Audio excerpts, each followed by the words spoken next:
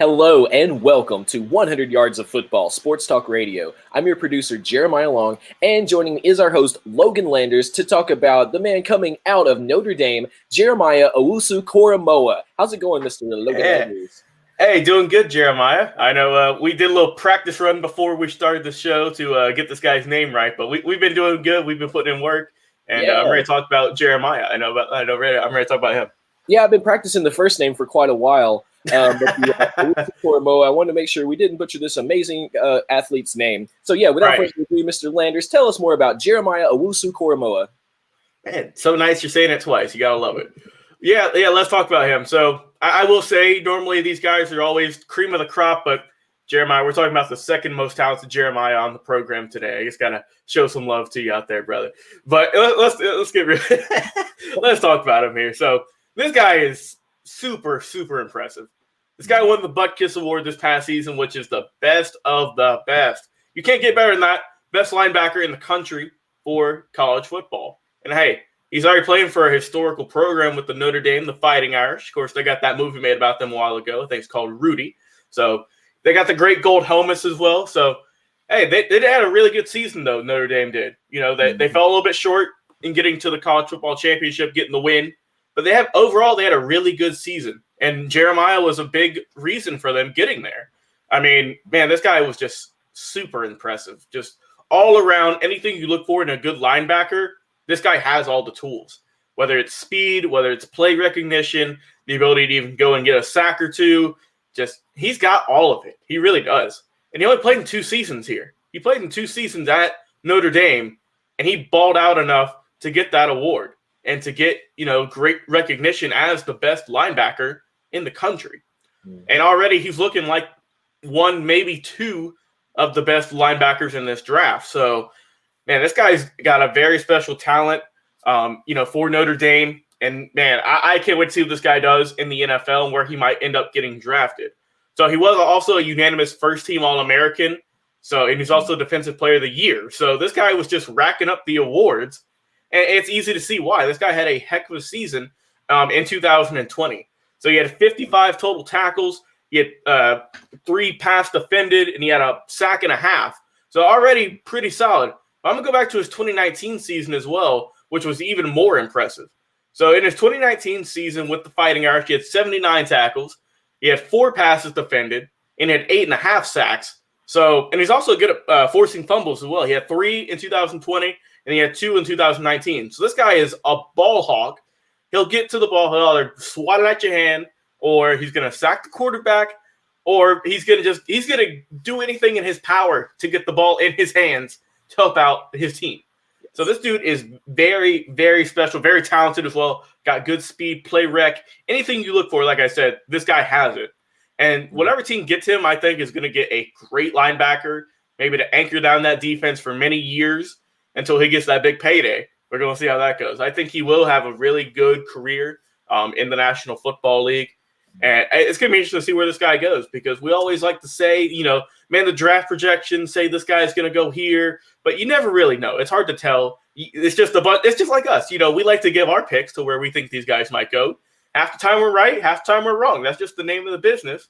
But we love it either way, whether if we are right or if we are wrong. That's just the fun of it. And it's just, it's something that we all love to do. It's just, the big what if scenarios, man. What if this guy goes here? What if he goes to this team and he helps them turn around, or if he builds upon a championship legacy? That's just the great part of it. And whether he does go to a team that is kind of floundering, that doesn't have the best record, or if he goes to a team like the Buccaneers who just won the Super Bowl, he's going to have a good career regardless of whatever team he ends up on. But I like to look at a few teams here, Jeremiah. You know how I like to do things. Mm-hmm. Where do I think they might get drafted? Yes. And man, if I had to pick, there's 32 teams right now that want this guy. But if I had to pick, there's 3 teams. So the first one I'm going to go with is the Cleveland Browns. The Cleveland Browns just made the playoffs for the first time in, I think it was 18, 19 years. It's been a long time. And it was 07, so it's been about 13 to 14 years. But, man, that's still a really long time, though. But they made the playoffs.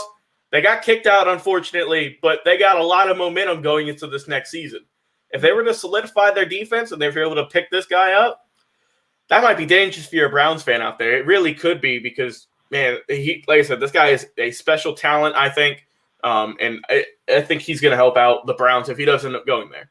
Another team I got on my board is a team that I'm a fan of. I got the former Oakland Raiders, now the Las Vegas Raiders.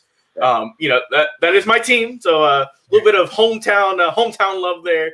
That's my team. So I hope that he does go there because they do need a lot of help on the defense side of the ball, primarily, with the linebackers position. That would help them out a lot. And it's going to be interesting to see if he does end up there. I would love it. I'd probably get a jersey and I'd bring it on the show. But we'll have to see. But, man, another team that I think might need some help with him is, man, there's a few teams, but I really do think that another team that might help is I got the Jets, of course, the New York Jets. They need a lot of help. They really do. The Jets need help in about every other position. You don't know, who they're going to pick in the draft. It looked like they were going to get Trevor Lawrence at 1, but right. They won too many games. So that threw that out the window. They could trade. And get him, but you never know. It's the Jets. The Jets have had a tough going at it the last couple of years, really, and they need help all over the field on offense and defense. But if they were to get Jeremiah Owusu Koramoah, there we go, gotta get that out. Yeah. I do think that that would help them out a little bit. Starting that rebuilding phase, slower than usual. That's how they've been over the past couple of years. They've tried to get some good pieces. They look good, but then they end up, trading them away to get more draft picks. So we'll have to see. But, yeah, those are my 3 teams who I think might get him. And I think he would help them out as well as any team that gets him regardless. This guy is a great guy on and off the field as well. And at 6'1", 215, they're probably going to ask him to bulk up just a little bit at that linebacker position to get a couple more tackles. In the NFL, because you got those big burly guys coming down at you, either trying to juke you out shoes or run you over with the running backs and other receivers. Yeah. So they're going to ask him to get a little bit of more playing weight on, and we'll have to see if he can bulk up and how he's going to do it at the next level. But the thing I love about him most, before I end things here, is just his play recognition. Yeah. He's able to see where the ball is going, know which receiver to go on to, where the running back's going to, what hole he's going to pick. And he's able to just get work done, and he's able to get to the court. He's able to, get to whatever guy's coming at him and wrap him up, get the ball out of his hand, punch it out, or get a pass defended. And that's what you like to see. You like to see the scrappy guys, and that's what he is. And I'm looking forward to see where this guy goes and what team he's going to help out tremendously. Yes.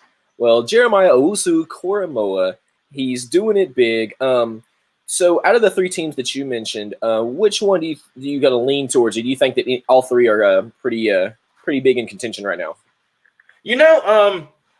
I do think that the Raiders are the team that are in the most contention right now. That's where a lot of the draft experts are saying that would be a good fit.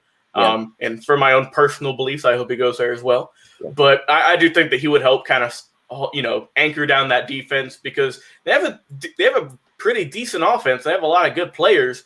It's just the defense was giving up too many points for them to really get a lot of wins. So if they were able to lock that up, if they were to get Jeremiah Owusu Koramoah, then I think that would help them out in the long haul and get them a couple more wins.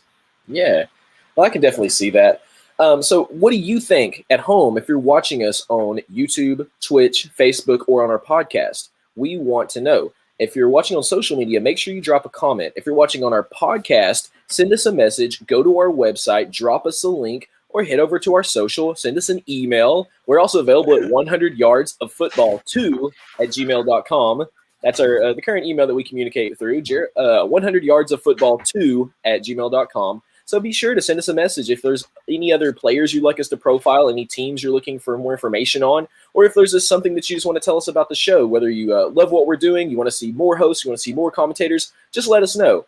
So, and also make sure if you are watching the show that you go over to our podcast, which is available on Spotify at 100 Yards of Football. It's also available at Apple Podcasts at 100 Yards of Football, or anywhere that you listen to podcasts. Just search 100 Yards of Football and look for our green banner. See that there with the football on it.